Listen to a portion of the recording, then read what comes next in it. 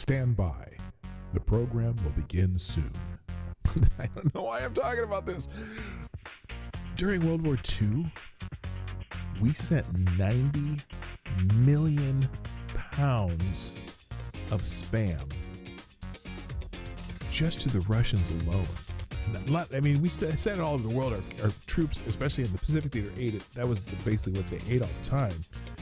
90 million pounds to the Russians. Apparently in like the 50s, Nikita Khrushchev said, you know, if they hadn't sent us all this spam, they might not have been able to feed their troops during World War II. So a little weird canned kind of ham pork product, canned meat, may have won World War II.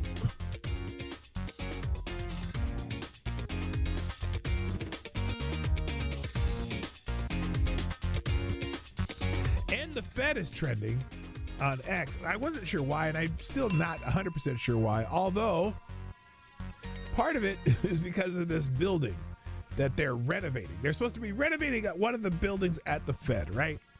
And the other day, Donald Trump came out there with Jerome Powell, and they're talking about how the renovation of the building was kind of a little bit over budget, okay? First of all, the numbers on this are crazy. They wanted $2.something billion to renovate a building at the Fed. $2.1 billion. Well, this is $2.5 billion.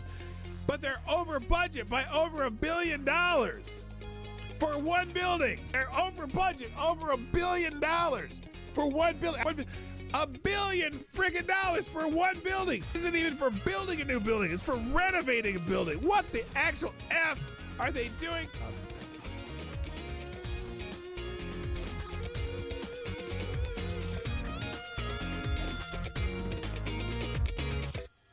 If after a night of filling your rectum with vodka from a turkey baster, the cops find you changing a flat in the cereal aisle of a Piggly Wiggly and ask how much you've had to drink, and you say nothing, are you lying?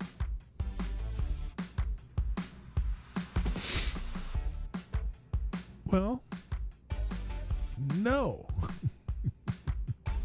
Now, if they had been asking, have you been injecting?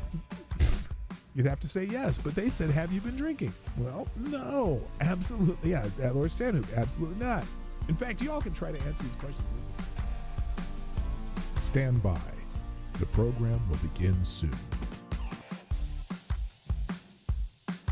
A WNBA game got stopped in the middle of the game because one of the players lost their wig while they're playing, and they had to run off. And then some fan made fun of the player, and they had to run. And they kicked the fan out for making fun of a player losing the weave. Not the weave, it was a wig. Losing their wig. They had to have a timeout for the wig, a wig emergency. Which I'm like, why the F are you wearing a wig while you're playing basketball? But then yesterday, or I believe it was yesterday, a game had to be stopped briefly because someone threw a big old green dildo on the floor.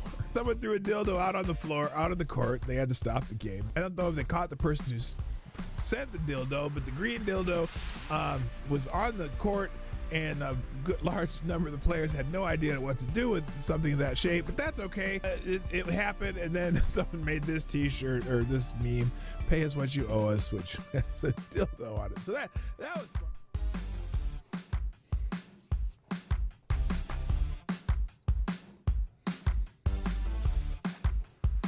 Hey, you know what the really good interrupt violence through community-based bystander training? Yeah, if the bystanders beat the fuck out of someone who's attacking somebody else, that would be great bystander training. They could send them to the MMA gym, you know, put them in an arm bar, smack them in the face a few times. Stop doing that bullshit. That would be the best community-based bystander training, but I don't think that's what he means. Anyway.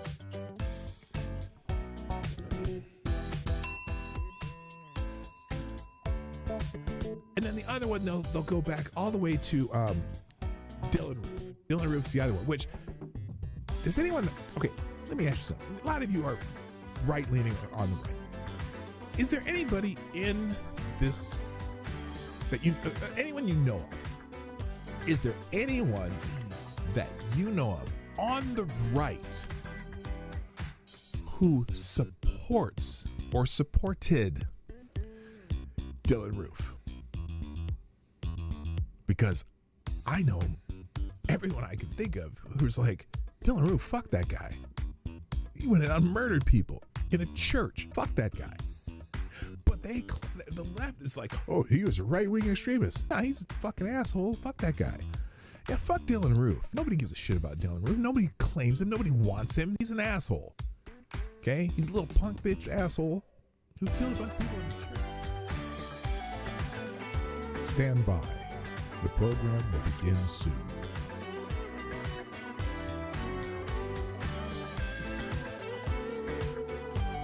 Reverend Robin Bartlett of First Church of Sterling, Massachusetts, uses John 1:14 of the Bible to justify why she brings her 11-year-old son to drag shows. This is what we're getting in the Rainbow Church. The Rainbow Church aren't exactly hiding. That's true. The Word became flesh and lived among us, and my body, your body, their bodies are home for the living God. That is why I take my 11-year-old boy to drag shows in the summer with my friend and fellow church leaders, Kate, and her 11-year-old boy. Especially if you're a man, bodies can be celebrated and played with. That's her message. What the fuck?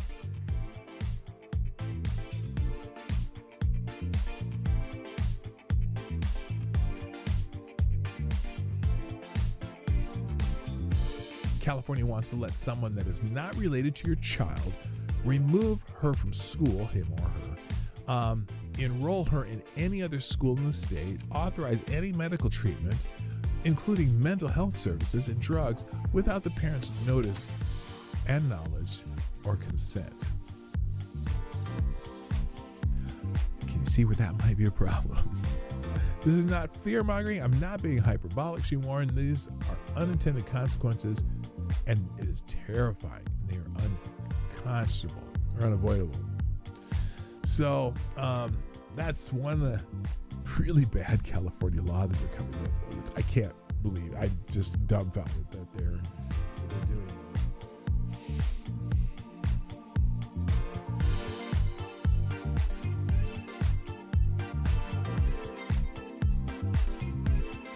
Now this is interesting. That new mayor candidate, the leading Democratic mayor candidate for New York City mayor, Damme, wants cops to stop responding to attacks on Jews.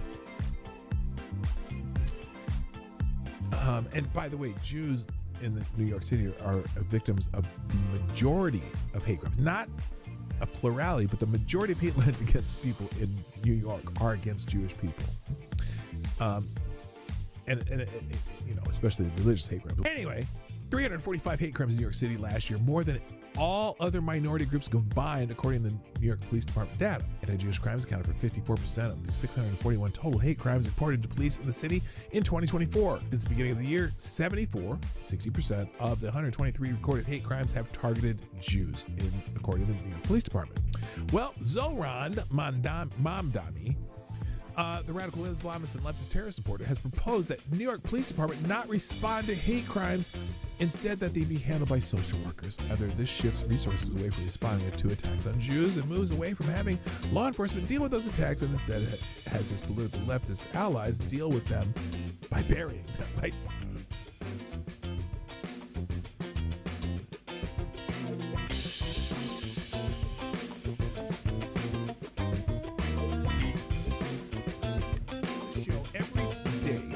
Show. If I put something on the screen, or I'm talking about it, or it's a topic or an article that I'm presenting in this show, I provide links to every single thing that I've talked about, and even more, the ones I didn't even get to, I drop them in the chat at the end of the show, and also I drop them in the description. So if you want to find these articles, they will be in the links at the end of the show.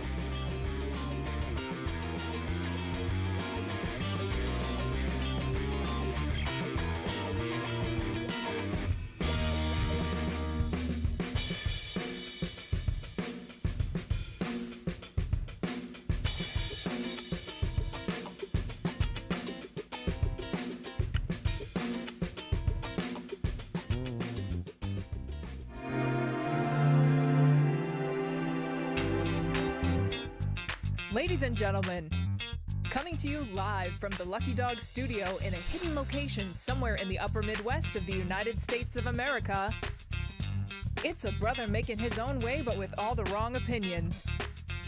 Welcome to the Morning Night Live with your host, the one and only Dawg Knight.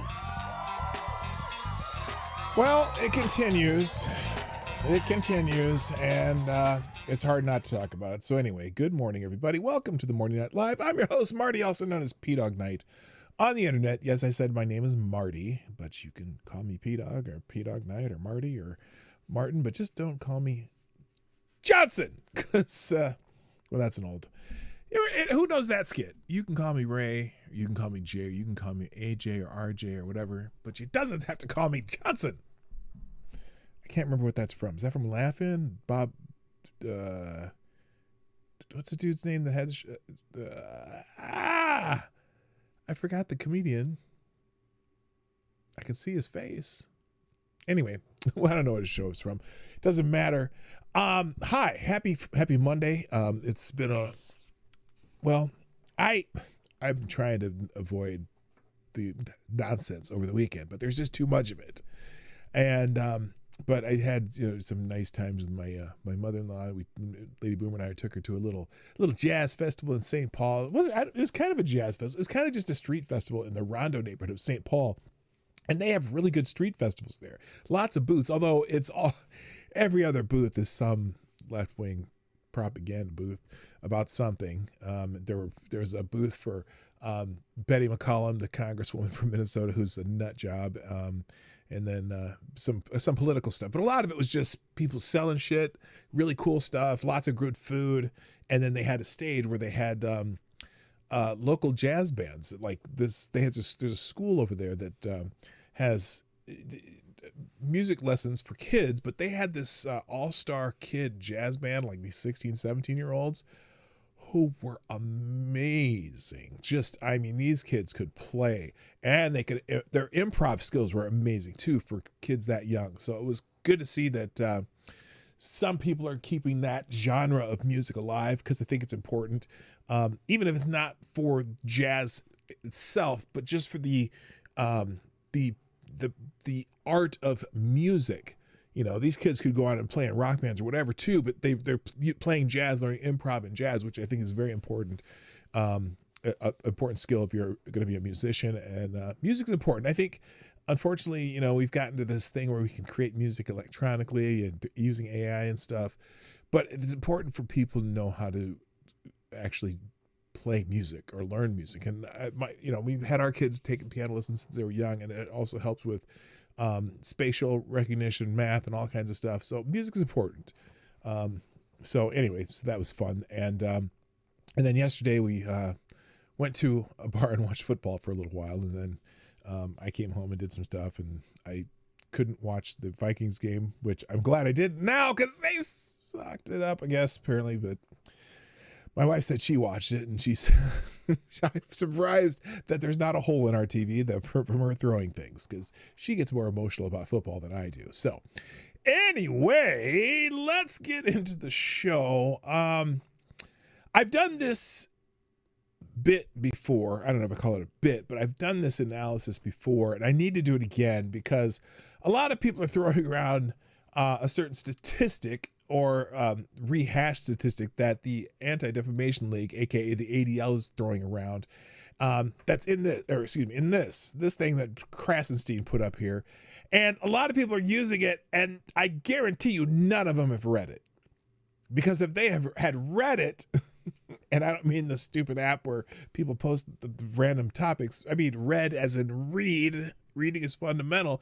They would know that this is one of the most BS rehashed studies that they put out every year with one specific objective in mind, and that's to get the headline that everybody reads so they can quote it for situations like we're dealing with right now. And it's amazing that they get away with it. But me, when I was in the mortgage business back in the 90s and early 2000s, there was this organization called Acorn. Everyone remember Acorn? And Acorn would put out a study, the same study, year after year after year, basically writing the same study over and over and maybe adding a couple new examples or case studies, whatever. It was the same study year in year, how the housing and mortgage business was discriminating against minorities, right? And I would read, I read that study every year because I was like, wow, man, I'm in this business and I know that I don't do this and no one in my office does this and none of the lenders we do this, but they seem to think we do it. And and what they would always do is they would go through this whole reason why minorities are being discriminated or certain people or communities are being discriminated or whatever. And you'd get into the study, and the one thing they would never use as a factor was credit. They'd always leave that part out. And me, as someone who did this for a living and was looking at people's credit all the time, that's the number one factor why people couldn't get loans. And so I was like, God, this is so stupid. This is so stupid. And they put this, and again, every year they put the report out, and every year newspapers and media outlets would use that as their top headline. Oh yeah, people are being discriminated because they're, and then you'd go, wait a minute, that's the same study they wrote last year. Well, the Anti-Defamation League, ADL, does the same thing with a report that they call murder and extremism in the United States. And their claim is that like some years, all extremist-related deaths or all extremist-related murders of that particular year, like in 2022, they said every extremist-related murder in 2022 was by a far-right extremist person. And so everyone quotes this. Whenever you get this, you look at Krastein's post here where he says that all the violence, all the murders and whatever, it was done by right-wing people. ADL report shows that all extremist-related murders in 2023 in the U.S. were committed by right-wing extremists. Now, you would look at that and you go, oh my gosh, I wonder where they got that information from, and how could that be? How could that be? Well, we're going to talk about that this show. But before I do that, of course, I need to take care of business. And business in this show means I got to say hi to everybody. So first in chat today, Mr. Avocados Diablo gets the bell. Yeah, baby. Welcome to the show. AD, did you hear that? Did you hear that? I played your music. Don't tell me I didn't. Also, good morning. Resolute Germ, Mike Savage, Blarg, Lewis is in the house. Louis. Renee Mayette is here. Good morning. Blue-Eyed Scream, what up? Let's see. Unacceptable Views, my other favorite Canadian. Anon, 1, 2, 3. Is here. Good morning, my dear. Also, K-Shell's in the house. What up, Kirsten? Attack Out Pack is in the house. Is it Mike Savage? Maddie! What's up, Maddie? Welcome back. Oh my gosh, I hope you're doing okay. Nice to see you. Nice to see you in the chat, Maddie. Also, inspirational words from the Pope. Pope Tyrannus III, the Blessed Lich, with the daily message of hope. Blessing of the merciful dead. Did you hear the songs of the birds today? Did you feel the sunshine on your skin? That is proof of his love for you and all of creation. Aww. Aww. What a lovely sentiment. Also, good morning, Robert Banks. What up, Banks? Reaction Puerto Rico is in the house. Good morning. And Willie is in the chat. What Reaction Puerto Rico black-owned banks decline black applicants at 3 times the rate that white-owned banks. White-owned banks approve Asians at twice the rate of whites. Thomas Sowell. Yeah, I was in that business. I know it really happens. And especially at the time that they were putting out these reports was during the time when I was in the business, when we were hyper what was the word? Hyper encouraged to write loans for minorities, and especially in low-income census tracts. And all the banks had special programs and everything, this and that. And they were all, because they were trying to get away from, using subprime loans. Because a lot of times we'd have to use subprime loans to get people into houses. And I only wrote one subprime loan in my entire 8 years because I didn't like it. We had lots of guys in our office. And it's funny because the brothers in the business exploited black people way more than white people did. There were times I'd see people trying to come and refinance with me, and they got a loan from this brother who put them in some shit and charged them like 8-9 points on the loan and all this stuff. I'm like, why would you sign this? I was spending a lot of time educating people. But anyway, but yeah, but no, we had so many programs to get people into homes that were geared towards minorities and expanding ratios and stuff. I wouldn't do it. Even if the conventional programs that some of the, like Wells Fargo and Bank of America and Chase and all these banks had these special programs for low-income census tracts, and I would use this. I would not go beyond the ratios of a normal loan because they would expand the ratios. So you can have self-proclaimed income, like no income verification shit. And I was like, look, don't put yourself in this mess. Well, let's do this the right way or I'm not going to do it. And sometimes they'd go somewhere else because I wouldn't put people at risk like that. And they'd go somewhere else and they'd get screwed over. And sometimes they'd come back to me and said, is there any way we can fix this? I'm like, I wish I could. I don't have any really good way to fix this for you. So anyway, it's a long story that I've made longer by just keep talking about it. So anyway, good morning, Miss Wild Wolf. I see you here. And Darren Root, what's up? Welcome to the show. Okay, let's get into the show. First today, let's get the holidays out of the way. The one that I had to look at first, I saw this and I'm on to see how many people on X are celebrating this. It's the International Day of Democracy. And I'm not sure what this is. Day 15, International Day of Democracy. Zala 1975 is a satire on the fledgling democracy in post-colonial Africa and how the new leaders seem as bad as those they replaced. I guess that's a movie. But anyway, United Nations Ethiopia. Today is International Day of Democracy. Democracy is powered by the will of the people, by their voices, their choices, and their participation. It thrives when the human rights and fundamental freedoms of all are upheld, especially the most vulnerable. Well, yeah, that's true. Democracy is kind of can be dangerous though.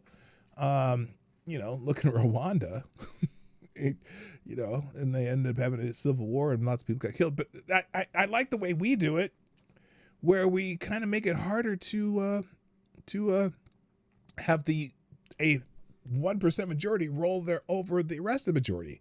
And a lot of people get mad because we have the Senate and we have the Electoral College and stuff, but that's by design so that some places can't get rolled over. If you had just a straight democracy in the United States, well, all these coastal heavy-duty people, populations could just run roughshod over the Midwest. Imagine if if you had a straight democracy and say New York and California made all the rules, and they made all the rules to the disadvantage of say like Wyoming or Nebraska or the Dakotas. They could run roughshod them. So we have it so that we have this balance between large metropolises and the rural dominated states. Anyway, good morning. Bees movie. What the hell is that? B movie was a mistake. That's gotta be JB. No one's gonna make up a name like that. People power, but people are regarded.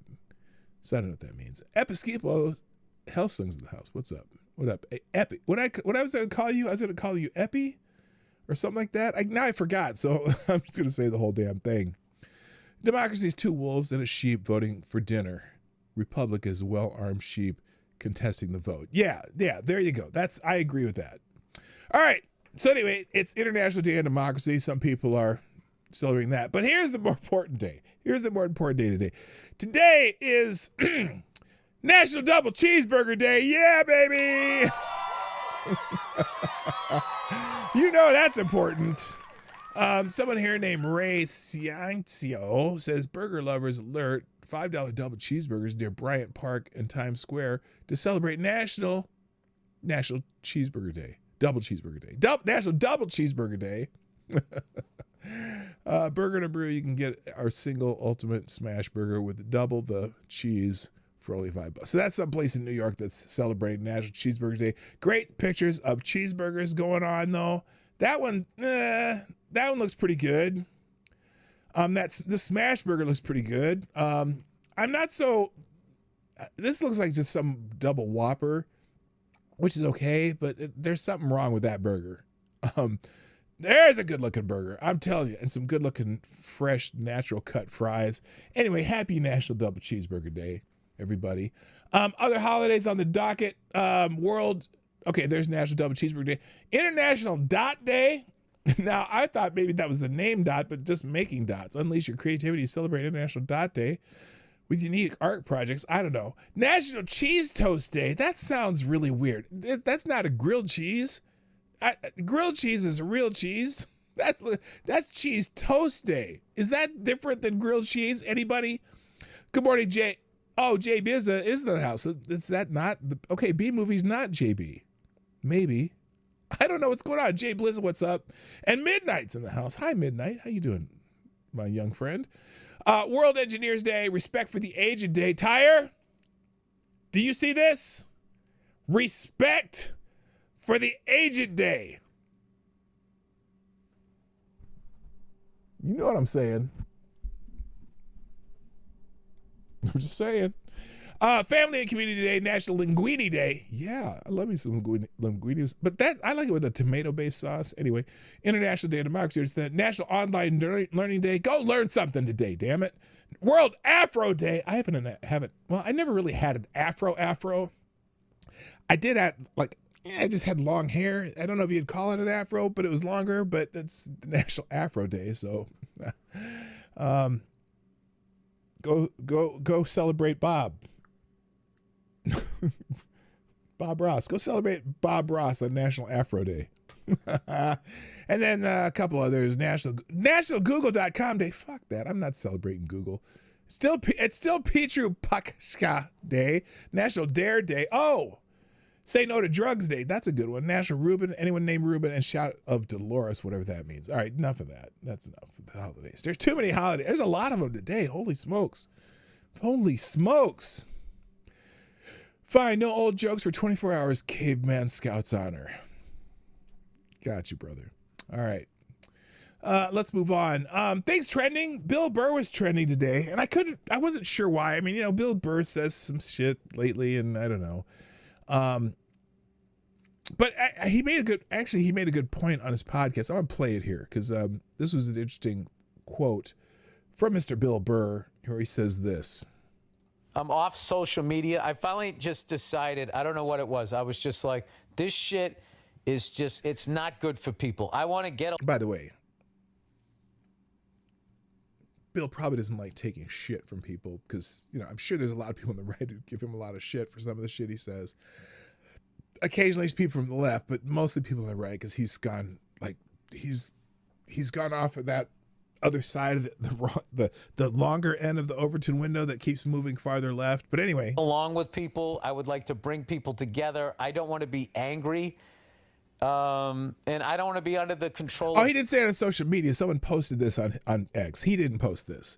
This is just from his podcast. Nerds. And the fact that nerds have but bots by the way, he's very upset. And he's saying nerds and they have to be bots if they disagree with him, right? I kind of laughed at this, but anyway. Not good for people. I want to get along with people. I would like to bring people together. I don't want to be angry.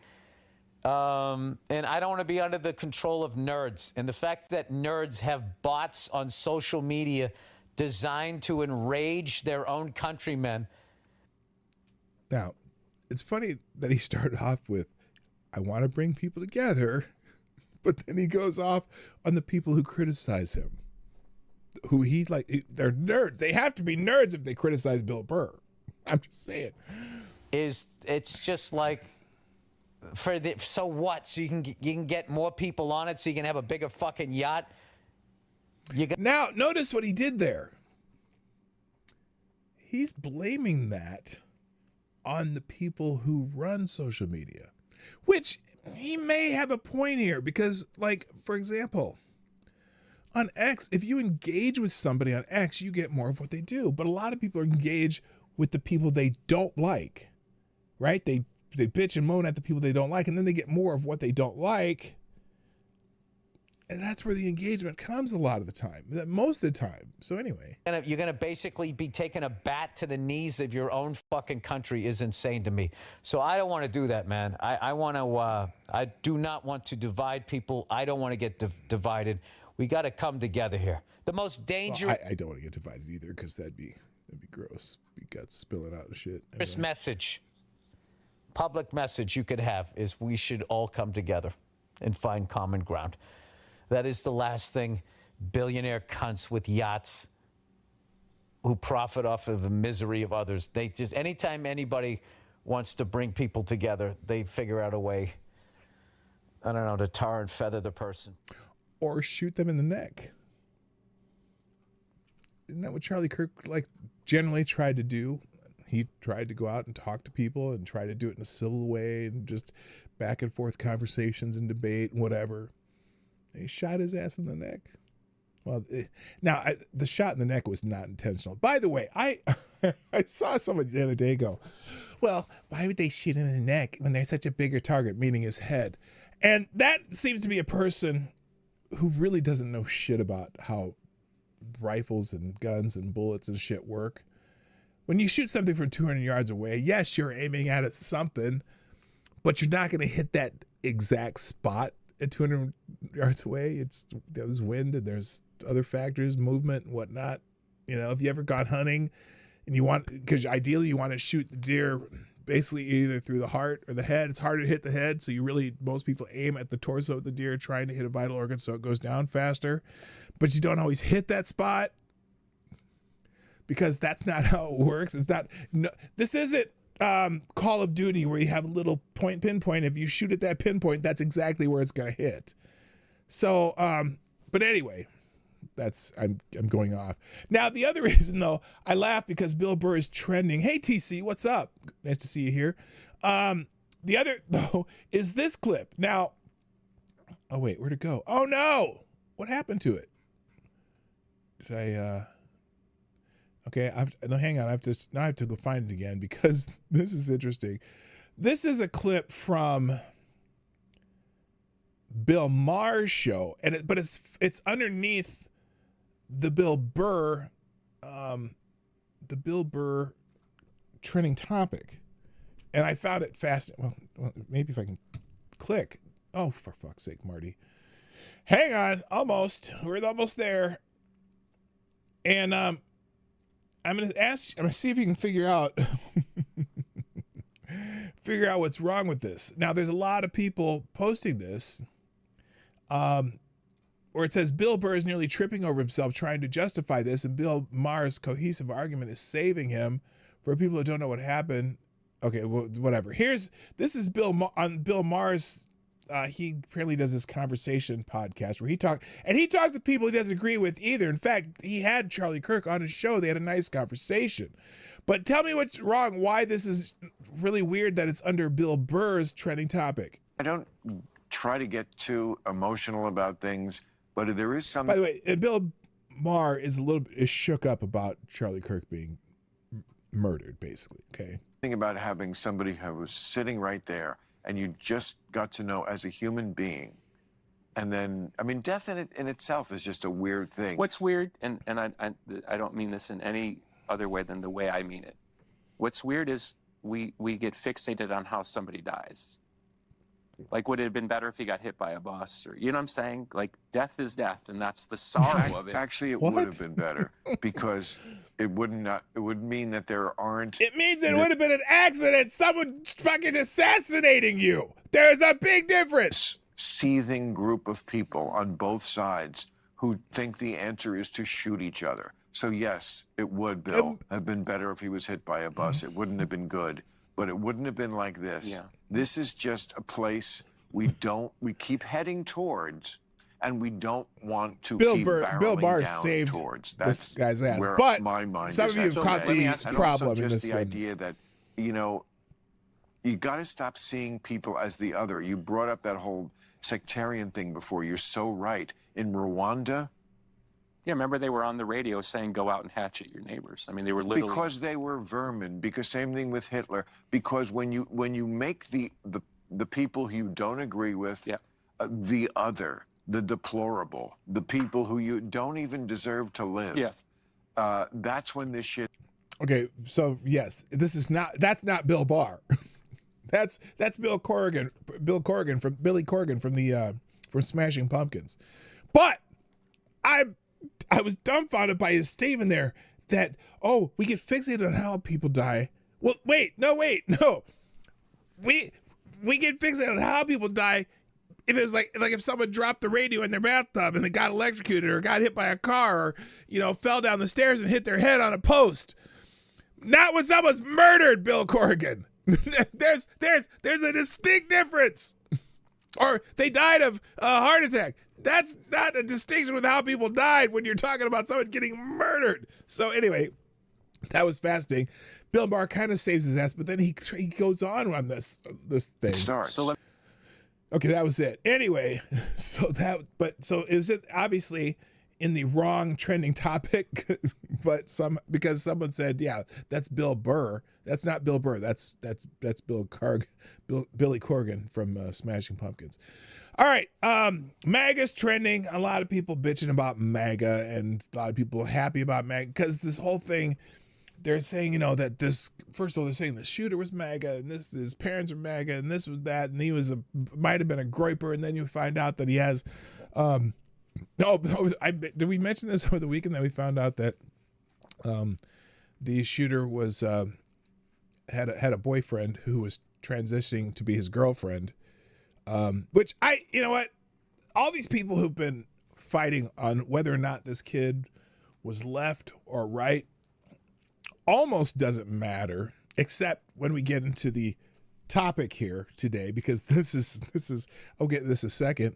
But the fact the big problem for me, whether it was a groiper, which no one on the right, most people on the right can't stand fucking Nick Fuentes and their little shitbags.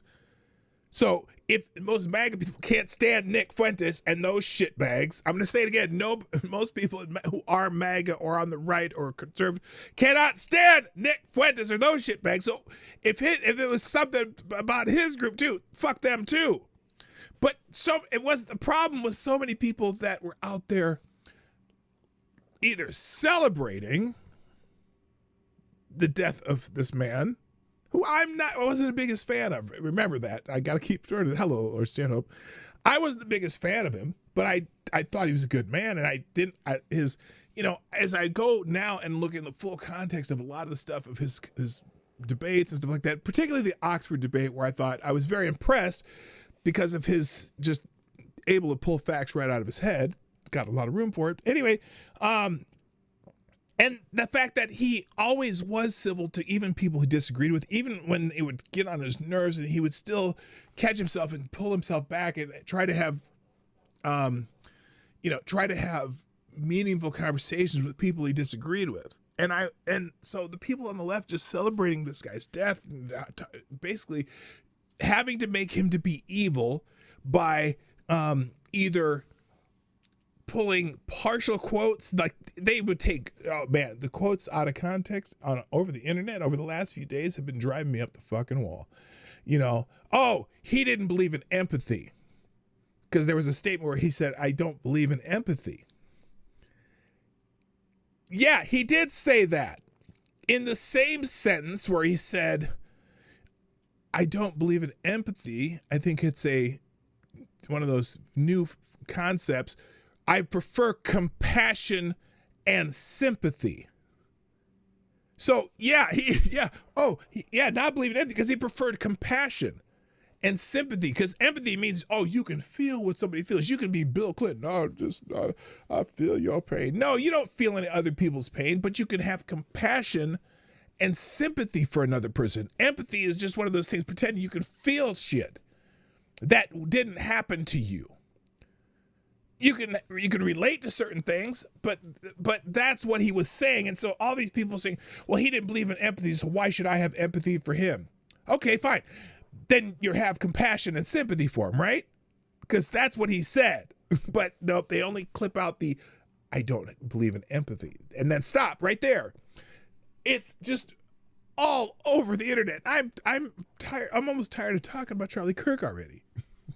But it's just unbelievable how many people they pull these little clips and they're all over the internet and they're all just a bunch of bullshit because they're not giving the full picture of what he was talking about. They pick out the one little snippet. I'm gonna start doing it with them now. In fact, even if they mention, if they mention something they said Charlie Kirk said, I'm going to roll it back at him. Well, you just said, I don't believe in empathy. Those are the words that came on your mouth. That's the words you wrote. But I was quoting Charlie Kirk. It doesn't matter. It came out of your mouth. Hello, Godzilla. What's up? So anyway, it's crazy. Anyway, there's all kinds of things about MAGA, and some people praise MAGA, some people not. A couple things that I wanted to point out regarding that. Oh, there's the Bill Maher conversation. I was wondering what happened. I just moved it to the wrong spot. Let's move this backward.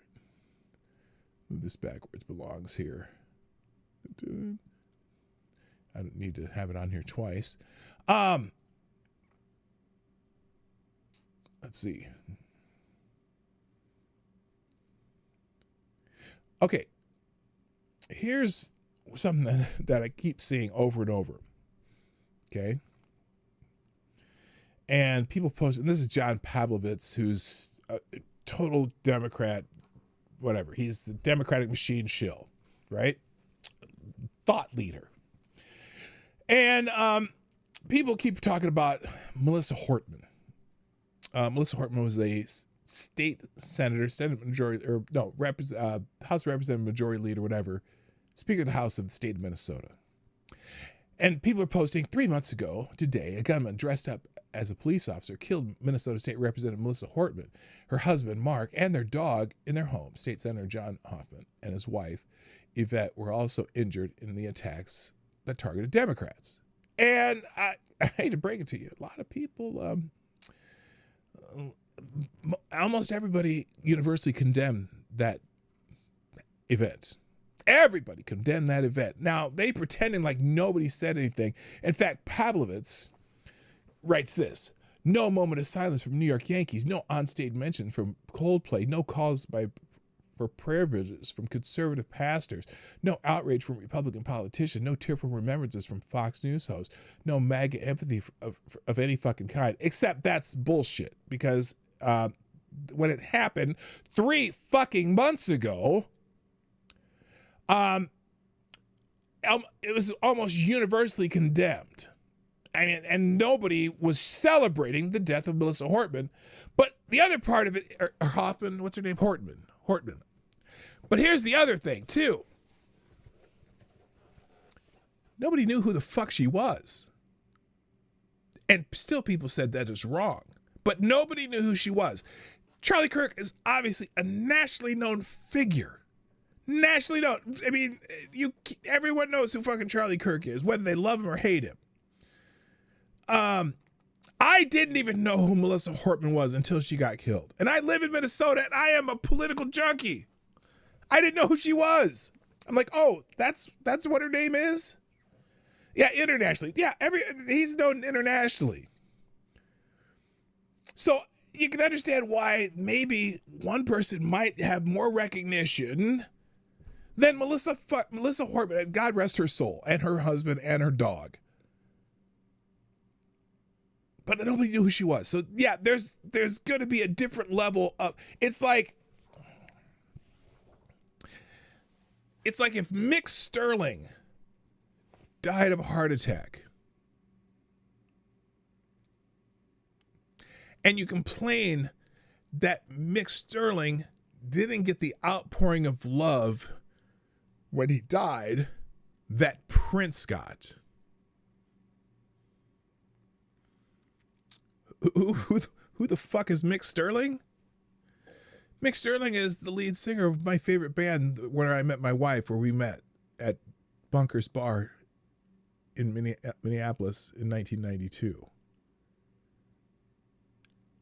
Mick Sterling still plays shows all around Minneapolis.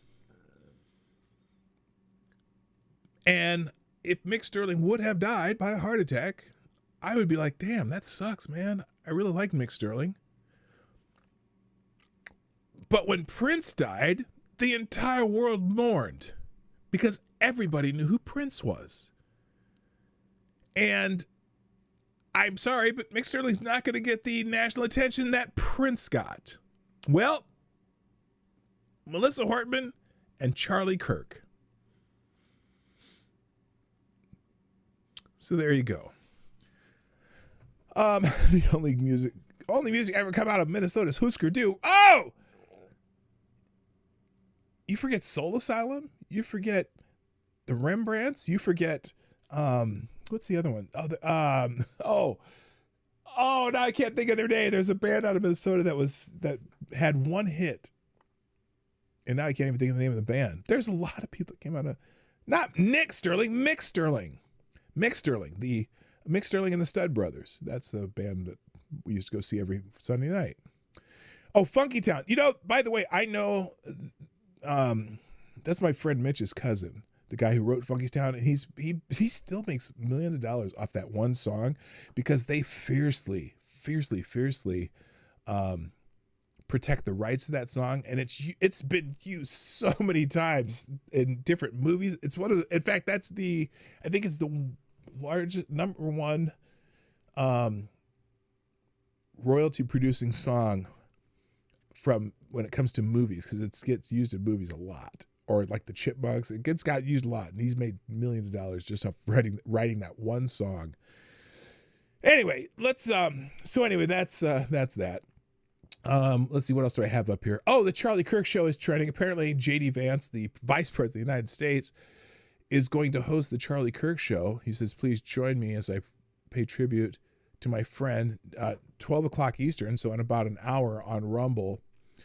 Apparently, there was a Charlie Kirk tribute at the Kennedy Center. What do you see? People dressed up, waiting in line patiently, showing grace and respect. Well, you don't see rioting, looting, yelling, and violence. Oh, snap. Yeah, the reaction to this whole thing with Charlie Kirk is very different than well, let's say the Summer of Love. If you haven't noticed.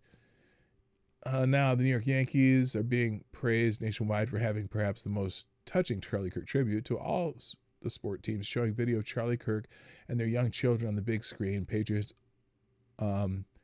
uniting en masse. Yeah, it's interesting that I'm surprised actually that some of the sports teams have paid tribute to Charlie Kirk, just because of the political aspect of it. But yeah, the Yankees had a big thing on there. But yeah, the contrast in prayer vigils versus rioting over his death. Although, oh, by the way, you know, the Patriot Front jagoffs, they were seen marching in some town, who knows where it was, with pictures of Charlie Kirk or whatever. And I would guess that if Charlie Kirk were alive, he'd say, fuck those guys. Fuck those feds. I mean, and yeah, anyway. Oh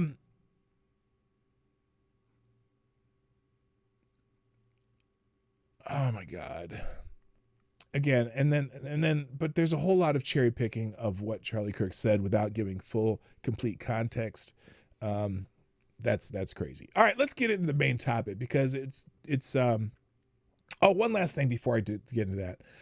JoJo from Jurors, she's one of these paid left-wing propagandists for the Democrats.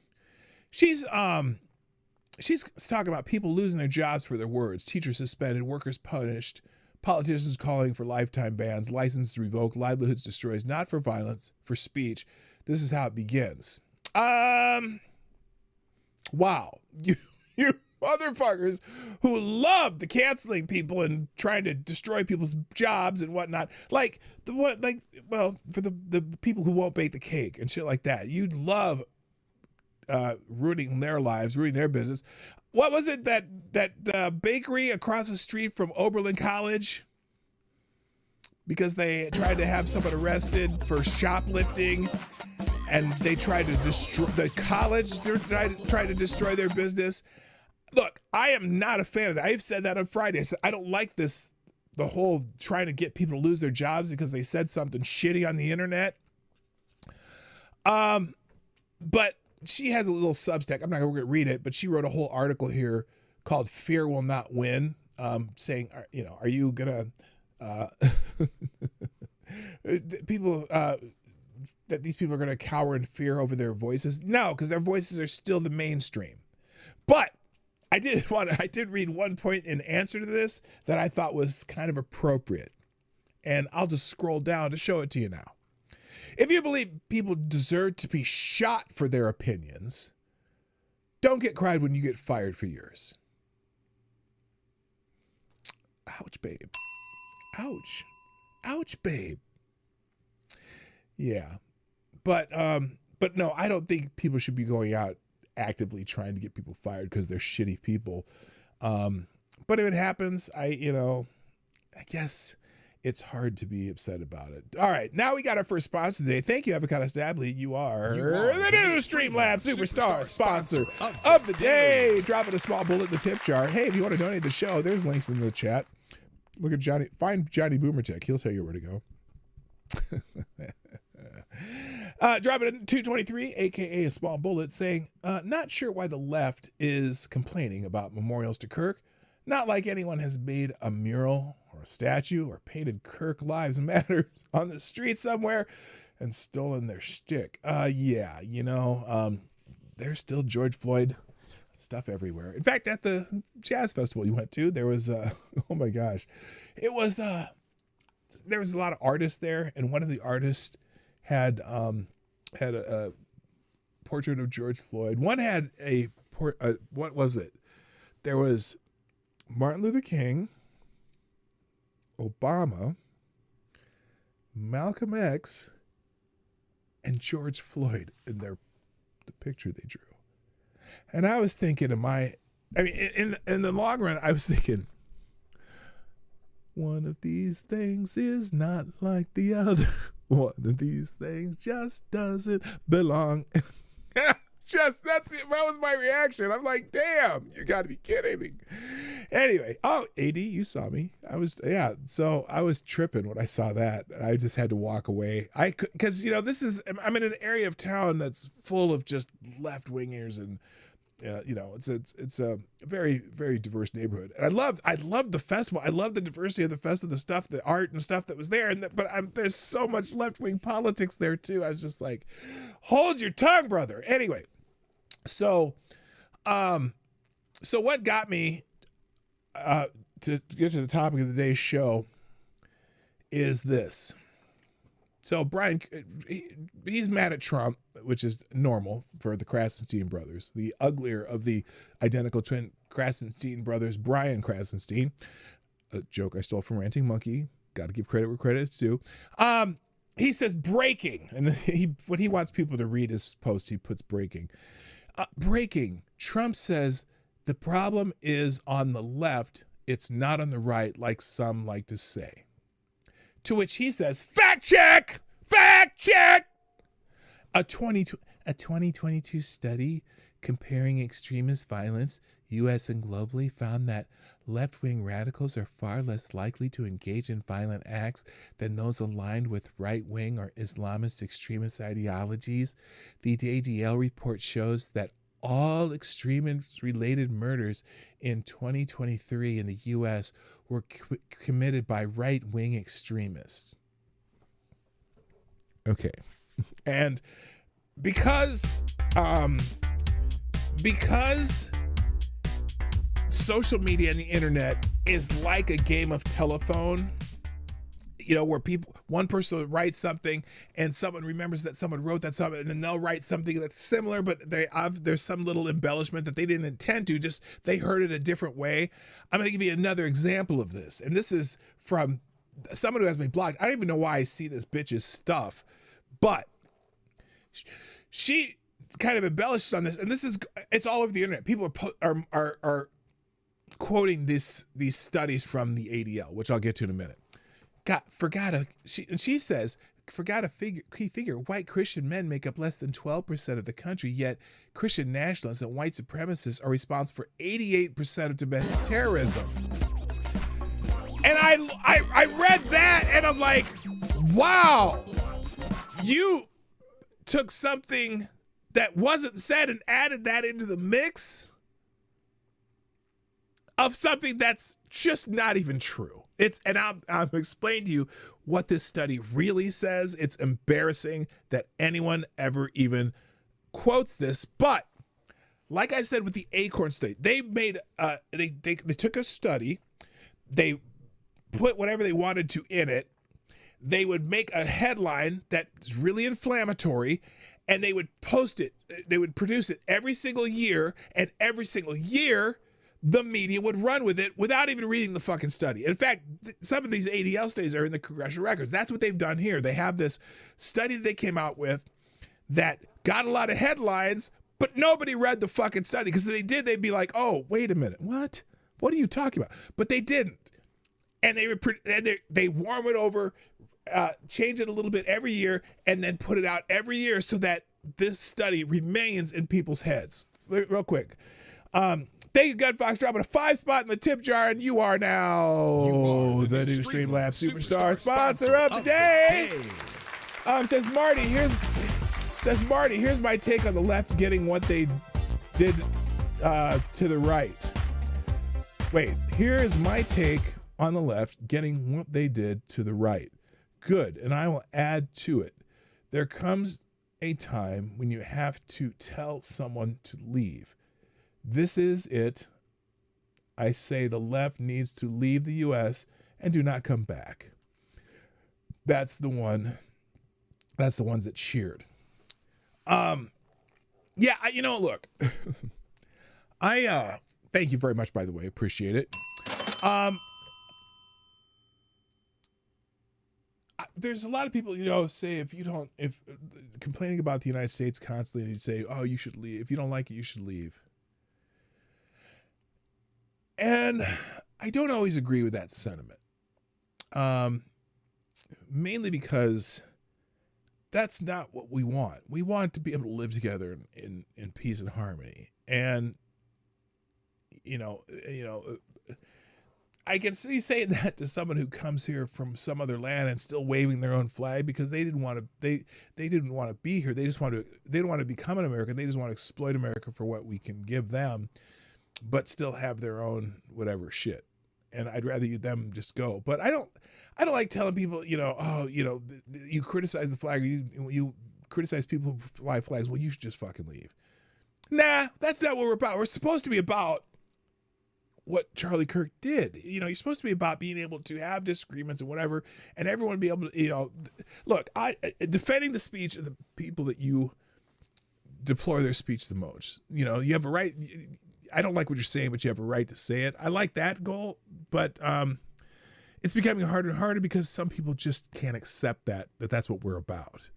So anyway, also I've got to see, I'll be another 223 in the tip jar saying, Brian, you absolute moron. A 2022 study does not disprove that the political violence in the moment is not on the left. That's true, but a lot of people are saying that they're claiming that this guy's a groiper, that he's a farther right than Charlie Kirk, and he committed the violence. So it's proof that violence comes from the right.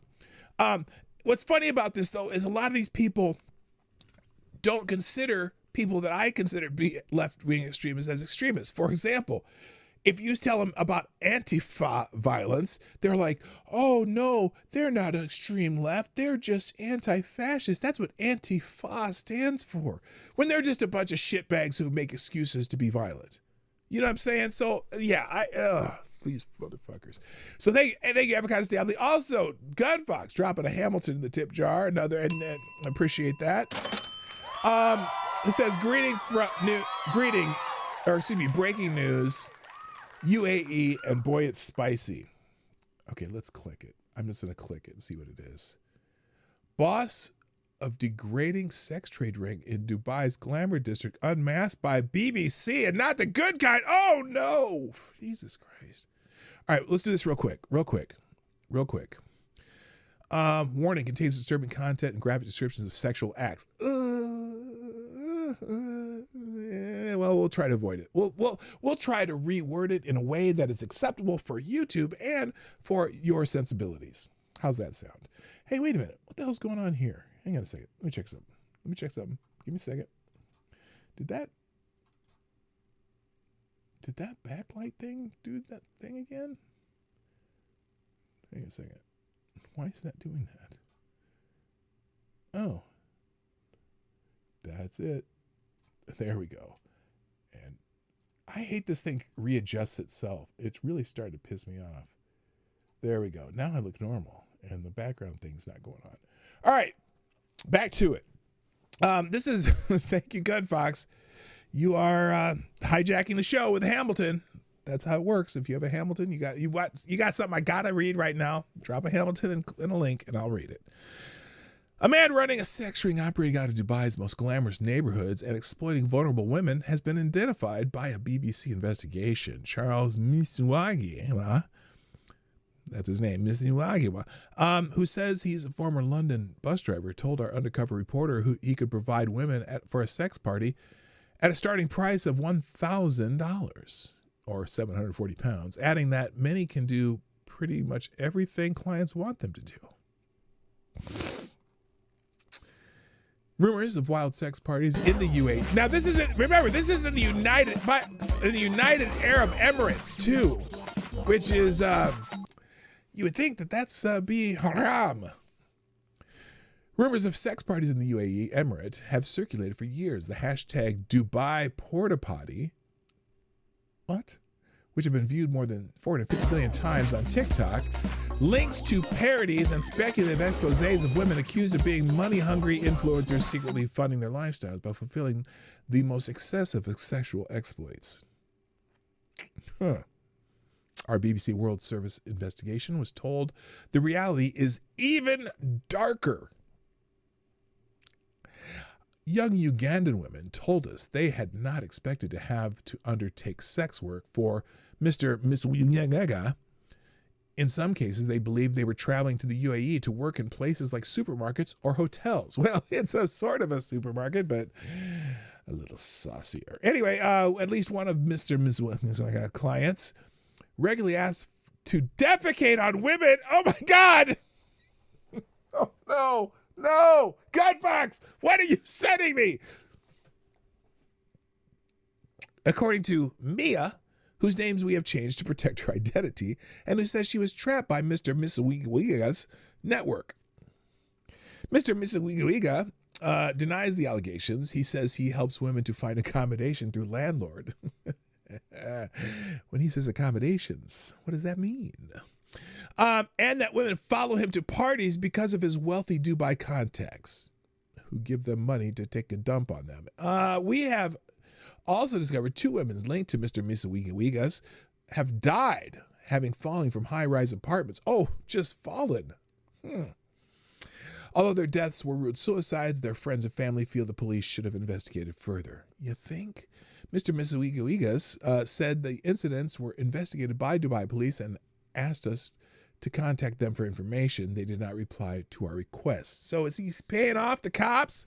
Hello, Mike. I can't read it.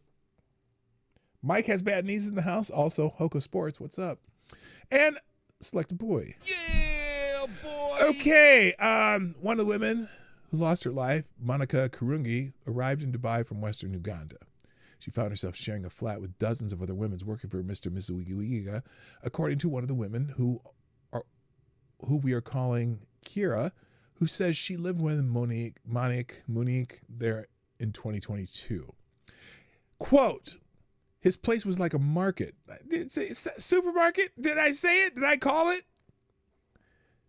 There were like 50 girls. She was not happy because what she expected is not what she got. Monique thought the job in Dubai was going to be in a supermarket. It was of sorts, according to her sister, Rita. He, Mr. and Mrs. Wika Wika, was violent when I told him I wanted to go back home, says Mia, who also knew Monique in Dubai. She says that when she first arrived, he told her she already owed him $2,000 or 2,000 pounds or $2,700, and that within 2 weeks that debt had doubled. Money for air tickets, for your visa, for where you're sleeping, food, says Mia. That means you have to work hard, pleading for men to come and sleep with you. What the fuck?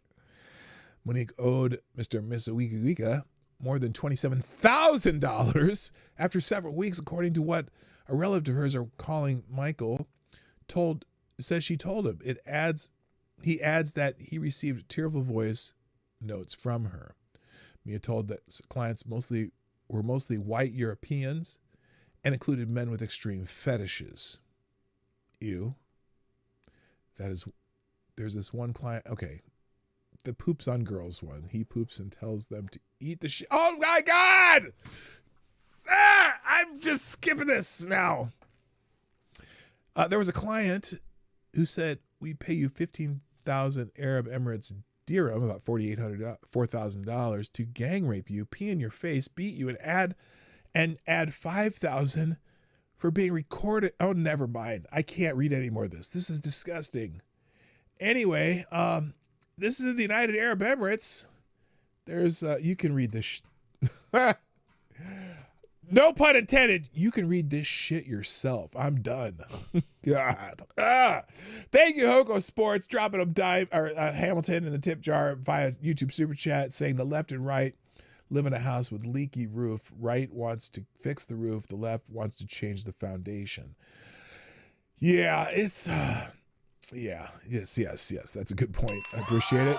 And Tyre Alexander dropping a tray in the tip jar saying, I would delete the speech of the KKK, or I will defend the speech of the KKK to my last breath. Why? Because if I fight this battle in your backyard with you, I don't have to fight it in mine alone. That isn't an endorsement of what's being said. It's just pragmatic. Yeah, I mean, I want to know. I want to know what you're thinking. I don't want to shut people up. I want to hear what they're thinking so I know where the fuck they are. And either I can avoid them or have my hands ready. You know what I mean? By the way, good morning, Gunfox. Yes, Gunfox, please. Just even saying that shit. I don't, it's gross. All right, back to the topic at hand, and I'm running out of time, so I'll spend a little extra time on it. So anyway, let's talk about these ADL reports. By the way, in the links today, there's a lot of other articles, and the aggregator has a whole section on Charlie Kirk today that there's some good articles in there. But let's go to the 2022. So here's the reports that they keep referencing. So this is from the Anti-Defamation League, the ADL, who, by the way, the ADL's bias is not neutral by any stretch of the imagination. They are often a clearinghouse for Democrat causes and have no balance when it comes to certain areas. Okay, so if you say anything that's critical of, say, transgender, for example, you could be considered an extremist by the ADL. The ADL loved the fact that our government was critical of people who go to school board meetings to voice their opinions about what kind of books are in their schools. The ADL would say, "Oh, you're banning books." No, we're just trying to determine appropriate reading material for our children. So anyway, this is the study that they rehash every year for since at least I can go back as far as 2016 was the last, may have been the first one. There might have been some before this, but this is a tactic. They rewrite the same report every year so that it makes the headlines, so it stays in the news, and people can reference this without knowing what the fuck they're talking about. Okay. I never thought of doing this. If I do this, I can. Okay, kind of. Anyway. So here we go. ADL data shows extremely related murders set to increase in 2025, despite a third straight decrease in 2024. And they're referring to their yearly report on murder and extremism in the United States, which gets quoted by every other news outlet when they put it out. And so here's 24, 23. This is 22. But it's the same report every year. And their methodology is fascinating. Let's start with, let's get a fact first, though. Let's get a fact that's going to put this in perspective. Siri, how many murders recorded in the United States in the year 2022? Okay, I found this on the web for how many murders recorded in the United States in the year 2022. Okay, here we go. Here's the FBI.gov. How many murders total in 2022? Okay, wait a minute. I just want the number. I want the number. 14. Let's see. No, that's 14,000. By the way, the number of agencies that report their crime statistics has decreased over the last 10 years. So some of the numbers of decreasing crime may, because the fact that there are less people reporting. But anyway,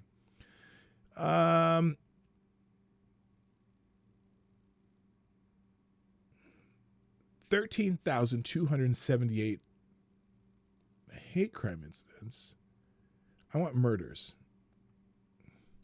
It's somewhere around 15,000. We average 15,000 a year. Let's just put it that way. Okay. So every year, and this is the one for 2022, which Brian Krasenstein is referring to. Okay. Murder and extremism in the United States. Okay. Executive summary. Listen, we're going to go to the executive summary, and then we're going to go look at some of the examples, because they have every example of every one they talk about. Now, how do they do that in a report? Well, because they only come up with 12 incidents in 2022 of extremist oh, by the way, extremist related murders. So it's not about political murders or, political, violence. They call it extremist related murders. Okay. Here's the executive summary. Every year, individuals with ties to different extreme causes and movements kill people in the United States. The ADL Center on Extremism tracks these murders. Extremists regularly commit murders in the service of their ideology. Oh, really? That's interesting, because wait till you hear the examples. In the service of a group or gang they may belong to, and even while engaging in traditional non-ideological criminal activities. Wait a minute. Brian wanted this as an example of political violence. Wait till you hear these. In 2022, domestic extremists killed at least 25 people in the U.S. in 12 separate incidents. Oh, out of how many murders average a year? 15,000? They are going to pinpoint 12? But we'll get there. This represents a decrease of the 33 extremist-related murders documented in 2021 and is comparable to the 2022 extremist-related murders in 2020. It continues the recent trend of fewer extremist-related killings after a 5-year span of 47 to 78 extremist-related murders per year from 2015 to 2019. So 2015 was, I think, the first year they did this. The 2022 murder totals would have been much lower if not for 2 high casualty extremist-related shooting sprees Only 10 of the 25 deaths occurred outside of those sprees, and one of those 10 deaths occurred in a less lethal mass shooting attempt. This is crazy. I'm going to go back to 2022 because I'm going to show you something. The issue of extremist-related mass killings is of growing concern. Of growing concern, but you just said that it was fewer. It's lowering. It's declining. Interesting. And is the subject of a special report of the special section of this report from the 1970s through the 2000s. Domestic extremely related mass killings were relatively uncommon. However, over the past 12 years, their number has greatly increased. Most of these mass killings were committed by right-wing extremists, but left-wing and domestic Islamic extremists were also responsible for incidents. The Center on Extremism has identified 62 extremist-connected mass killings incidents since 1970. 62 is their total. But wait till you see what you get the idea, right? So 62 since 1970, with 46 of them being ideologically motivated. But wait, let's look at the ends of this. Thank you, Avocados Diabli, with the 223 and another small bullet. Back in 2000, the version of this study, if I am mistaken, did not include the shooting of Danielson by Randall, who stalked him and shot him in Portland. No, it did include that one. Oh, no, wait. Not that one. It did have one Antifa murder. The Antifa member who killed him for wearing a MAGA hat and being a Proud Boy. Patriot Prayer. No, they did have that one. But that's the only example of Antifa violence they've mentioned in any of these studies. I've gone through all of them. Because they don't, look, here's the problem. Their definition of extremist related doesn't include extremists that I would consider extremists, the less black bloc Antifa, and they do not just murders but violence, but they don't have any examples. Also, in 2020, they don't count any of the 33 murders over the Summer of Love during the Black Lives Matter protests as extremist murders. Just the one that you just mentioned, but that's the only one. But what I'm trying to figure out is, how do they determine who's an extremist? And let's go through some examples, because this is what is illuminating. And they go through all of these, exploring the numbers. They give these graphs. Oh, this percentage, but they're talking about 12 incidents. They're counting 12 incidents. But they put these graphs out saying, oh, this is all extreme right-wing violence. Let's look at some of these incidents. We're going to scroll all the way down towards the end because they list all 12 of them. Here's the extremist murders in 2022 that they list. And tell me if you think any of these are actually politically related. Like, we're talking, like, everyone on X is showing these to being, oh, this is right-wing violence. This is an example because 100% of the right-wing extremist violence comes from the right. When you have incidents in Portland every week for the last 15 years, but they don't count any of those. Here's the extremist murders in 2022, the actual incidents. We're going to go through them quickly. December 15, 2022, Richard Raymond Klein, a validated member of the Nazi lowriders white supremacist prison gang, allegedly shot and killed a man just one day after being released on bail, months after being arrested for a previous murder in the same year. Klein was apprehended in Mexico in early 2023 and returned to the U.S.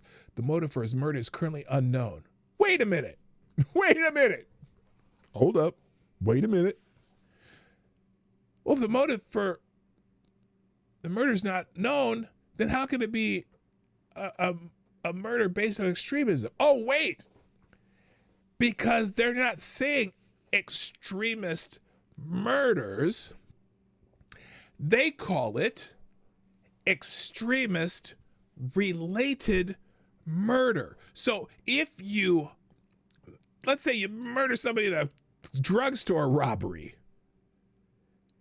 they find out if you have tattoos that make you part of an extremist group, and they call it an extremist related murder. It has nothing to do with what their philosophy is. And so in this case, the motive for the murder is currently unknown because it had nothing to do with the fact that he's a member of the Nazi lowriders, whatever that is. Now, they do have the Pulse. Is this Pulse? The Colorado, here's one that may be actually extremist related and why they did it. Hello, Nomad, what's up? Stop. Hammer time. Colorado Springs, November 19, 2022. Anderson Lee Aldrich allegedly opened fire in a shooting spree at the LGBTQ Club Q, killing 5 people and wounding 17 more, while 5 additional people were injured while trying to escape. Following the incident, 2 web addresses were discovered. Wait a minute. Following the incident, 2 web addresses were discovered, reportedly linked to Aldrich. Reportedly. One contained several very short videos that appear to have been failed attempts by Aldrich to livestream his attack. The other site was a bare bones and almost empty 4chan clone that included a showcase on its front page featuring an accelerationist white supremacist video titled Wrong Target that urged acts of terrorism and violence. Isn't that the one where they found out the guy was gay? That shot up Colorado? I can't remember. I know the Pulse nightclub in Florida was a Islamist, which they would certainly call right-wing too. Auburn, Illinois, November 8, 2022. Shane Jason Woods facing a substantial prison sentence after being convicted for crimes committed while participating in the January 6, 2021 storming of the U.S. Capitol in Washington, D.C., allegedly deliberately drove down the wrong way of an interstate highway seeking to kill himself by crashing into a truck, but instead struck a woman driving a car. The crash trapped the victim in her burning vehicle, causing fatal injuries. Woods has been charged with first-degree murder, aggravated driving under the influence, and aggravated fleeing. Now, was his murder of trying was this killing of him trying to commit suicide? It's extremist related because it's him. But was the killing of himself because he was making a political plea? No, he's trying to kill himself. Rochester, New York, November 3rd, 2022. Laquan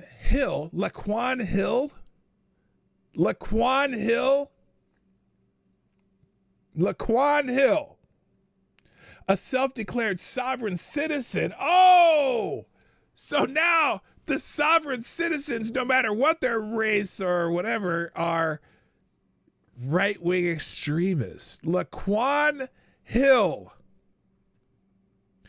allegedly fatally stabbed a man trying to interfere in an argument between Hill and relatives of Hill. What does that have to do with his extremism?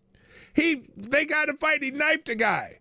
Not related to any, right? That's again, they use the term extremist related so they can make a headline.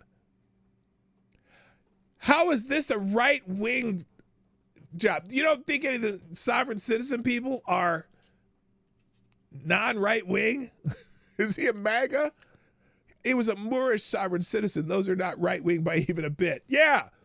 Here's one. Josh at Green Bay, Wisconsin. Joshua Hard Rock Skolman, an alleged white supremacist with ties to the Wisconsin Area Brotherhood, stabbed a black inmate to death and attempted to stab a second black inmate. Oh, this was a prison murder.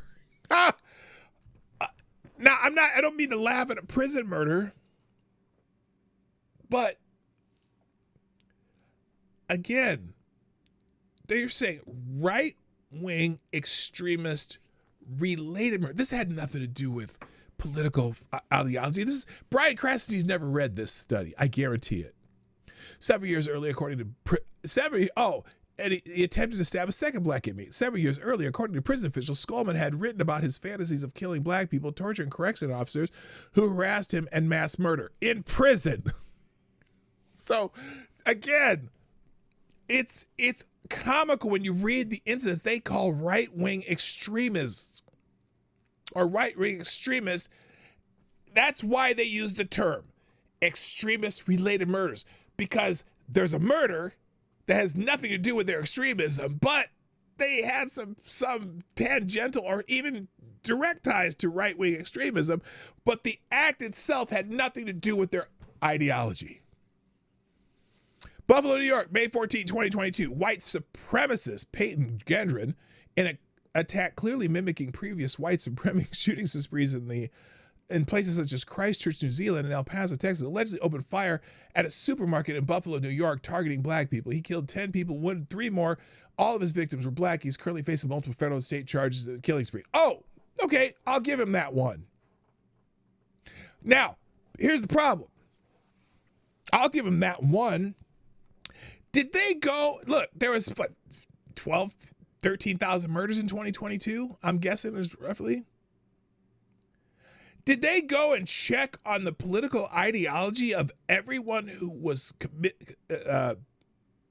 convicted of a murder in that year to find out how many of them may have been extremists of all types? How did they only come up with 12 extremist-related murders out of, the 12 to 13,000 murders that happened that year? They don't. They just cherry-picked 12, and then because they found out someone had tattoos or some ties to some shit. They have no fucking idea, but they make up this report every year, and the average is from 25 to 12 to 25 examples every year. And almost none of them, like practically, if there's 1% of all the ones they've noted that are actually tied to an ideology, you'd be lucky. We found one of these 12 so far. Enid, Oklahoma, Michael Scott Geiger, member of the United Aryan Brotherhood white supremacist prison gang, was arrested for the murder of a 2-year-old girl whom Geiger had allegedly sexually assaulted, strangled, and thrown into a motel swimming pool where the infant reportedly drowned. Geiger, who has been released from prison only a month before the incident, has been charged with first-degree murder, first-degree rape, and kidnapping, blah, blah, blah. How's that related to him being part of the Aryan Brotherhood? Again, related murders, not extremist murders, extremist related murders. That's how they come up with these lists. Fairfield, California, April 22nd, 2022. Richard Raymond Klein, a validated member. Oh, validated. Is that like he gets free parking at the Lowriders Club? A validated member of the Nazi Lowriders white supremacist prison gang shot and killed a man in an apparent argument. 8 months later, after being released on bail, Klein would allegedly commit a second different murder. Oh, so was the argument over whether or not Donald Trump was an asshole or if he was a god? What does that have to do with... I swear to God, it's embarrassing that people quote this study. Tracy, California, March 15, 2022. Jeremy Wayne Jones and Christiana Lynn Garner described by authorities as having white supremacist affiliations. Ooh. That include support of Nazi white pride skinhead Aryan Brotherhood groups. Oh, they support the groups? Like, did they, on the fund drive, do they donate $2 every year? What does that mean? Were arrested on murder and hate crime charges after allegedly shooting a black man at a gas station. A third man, Christopher D'Amico, was charged as being an accessory. Jones was allegedly out on parole at the time of the killing and having been recently released from prison. Well, why did they kill the black guy? Why? Did they just randomly shoot him? Was it like a cousin of Barack Obama and said, "Hey, you're a cousin of Obama. Here, I'm gonna kill you, motherfucker." No, who knows? Portland, Oregon. Oh, Portland, Oregon. Right wing extremist in Portland, Oregon. Let's see what this one is. Benjamin Jeffrey Smith allegedly opened fire at a group of left-wing protesters who had gathered near his home in Portland, Oregon, to go to a protest at a nearby park, killing one protester and wounding 5 more. One of the protesters was able to shoot and incapacitate Smith, halting the attack. Smith reportedly had a history of racism and anti-Semitism and increasing sympathy for far-right causes and positions, as well as expressions of violence against people on the political left. Okay, that may be one. Why was there a group of left-wing protesters that gathered near his home, though? I'm confused. But fuck that guy. Don't murder people just because they're being dickheads. And then last one, Tulsa, Oklahoma, January 5th, 2022. After arriving at their home in North Tulsa, Michael Johnson and his girlfriend were ambushed by a group of people who shot and killed Johnson. According to the police, the shooting occurred because Johnson ostensibly owed a drug debt to Richard Dale Dieter Jr., a leader of the Universal Area Brotherhood, a large and violent Oklahoma-based white supremacist prison gang who ordered the theft of Johnson's vehicle to satisfy the debt. Carl Couch was arrested and charged with first-degree murder. Another man was charged with an accessory to murder. Couch had previously served time for manslaughter in a 2011 beating death. So again, that has nothing to do with the political ideology. Someone with okay, let me ask you this. Do we know the political affiliations or ties to extremists of every person who was shot because of a drug deal in the last 10 years? Do we know any of them? How is this, 2 out of 12 could be considered extremist related? The nightclub shooting and maybe the guy who was shooting the Antifa protesters around his house because he just had enough of these assholes. Why were they at his house, though? This is what they're quoting when they talk about the 2022 study by the ADL. Now, I blame the ADL for posting this bullshit every year. Because I guarantee you they do not investigate every single murder in the United States to find out if there's any, these ones, he had prison tattoos. I swear to God, there was some, as I've gone through these studies, there was some where some guy committed a crime. One was they had a dispute over a bill over repairing a car. And they got into an argument. One guy shot the other and killed him.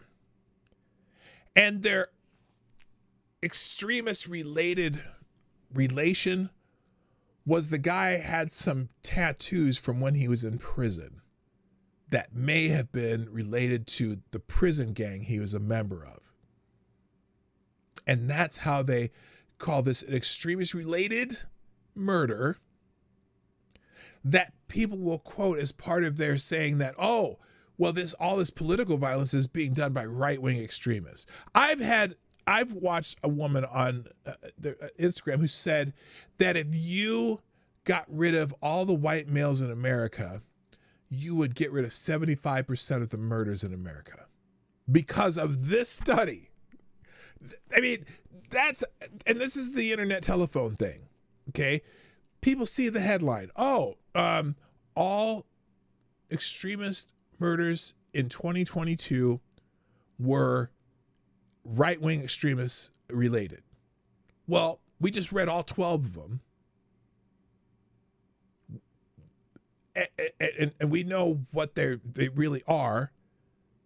But someone on the internet sees that headline and says, all right-wing political murders were in 2022 were right-wingers. And then the next person will say, well, MAGA was the people who did all 20 murders in 2022. Oh no, it was 12. No, it was 20. I read it in the article.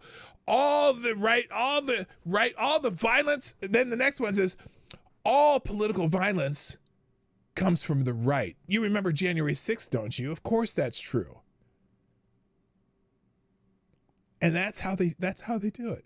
And the ADL does nothing to quell that nonsense.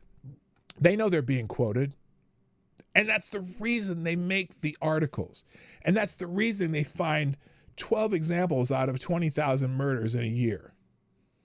Did they go through every 20,000 or 15,000 or however many thousands of murders to figure out the political ideology of every single murder conviction? Of course they don't. They find the cherry pick 10, 15, 20, 25 that they can make extremism related. Not extremist murders, but extremism related. And it's mainly it's there for a purpose. It's there so that pundits on the internet and on TV and in the media can quote it with some authority behind it, even though it's bullshit. These studies have been put into the congressional records by Democrats sometimes, and that's their proof that Republicans are way more violent than the left. Leaving out the fact that you have for 10, 15 years or political violence from the left continuously for as long as I know, we can remember being alive. Weather Underground, political violence, bombing places. But oh no, wait, are they left-wing extremists? We don't. The ADL has a hard time seeing a left-wing extremist, but they sure who know who the right-wing extremists are, and it's just insane. So anyway, that's. I'm almost out of time. Well, I am out of time, but I'm going to finish up here. Thank you, Avocados Diabli, another small bowl of the tip jar, who says, all I got from that was if there are only 12 extremist-related murders a year, we really don't have anything to worry about. Not the message that they wanted me to get. I don't think it through, though. Yeah, no, it's embarrassing.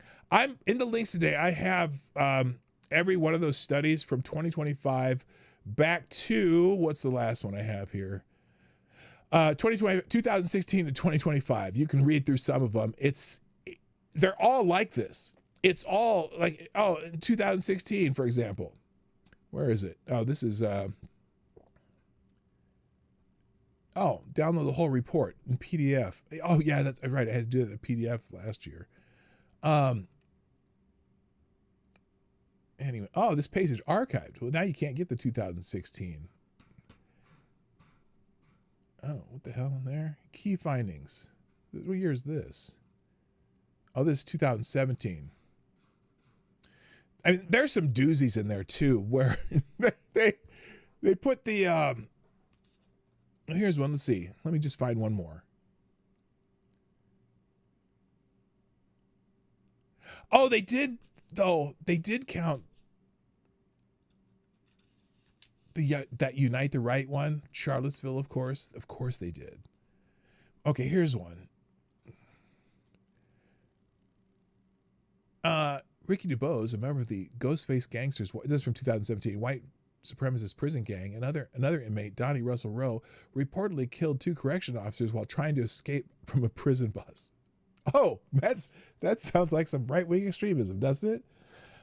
What does that have to do with it? It's these, they're all like this every year. It's all incidents where they try to tie some sort of affiliation and then call it right-wing extremist violence.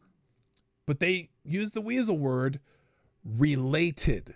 And that's the word that they can say, oh, no, we said it's just related. It doesn't mean that necessarily has to be that type of violence. It's completely fucked, if you ask me. And anyone who is quoting those, ask them if they've actually read one of those studies. I guarantee they haven't, and they should be embarrassed for even citing it.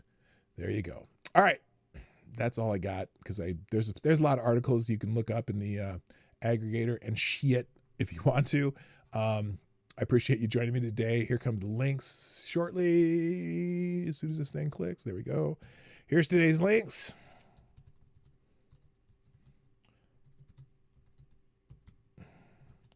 And those will be in the description too. Thanks for joining me today on the Morning Night Live. Gotta go.